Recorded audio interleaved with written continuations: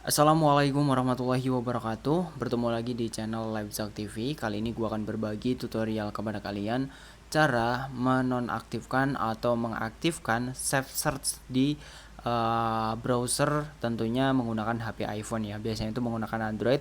Di sini gua akan kasih tutorialnya untuk menggunakan iPhone, guys.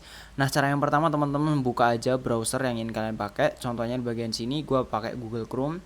Di sini tentunya gue login aja menggunakan sebuah Google ya, atau akun Google.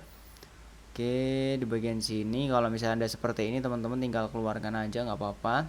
Ini kita klik no thanks aja.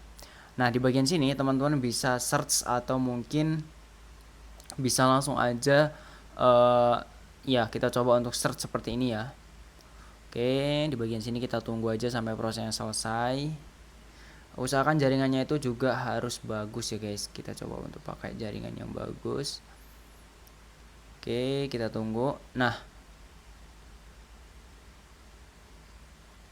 di bagian sini biasanya search-nya itu tidak bisa aktif, save search-nya ya. Nah, kita klik akun, lalu di bagian sini ada tulisan save search atau save searching ya. Kita klik. Maka di sini itu tidak bisa aktif guys. Nah, gimana sih cara untuk mengaktifkannya? Oke, di sini gue mau pakai mode terang aja guys.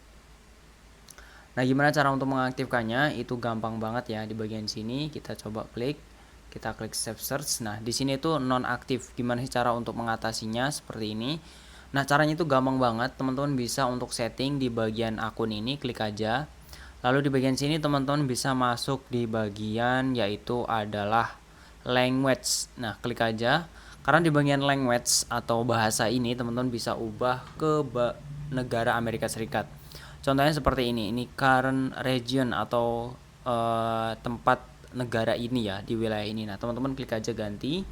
Lalu teman-teman cari Amerika seperti ini. Oke. Nah, teman-teman tinggal klik aja Amerika seperti ini. Nanti udah ada centangnya di bagian sini, klik continue. Oke, lalu di bagian sini teman-teman langsung aja untuk keluar bagian sini, kita bisa refresh seperti ini. Nah, kalau udah di refresh, teman-teman langsung aja untuk klik lagi bagian sini, lalu klik di bagian ini nih, search. Nah, di bagian sini udah ada tulisan off.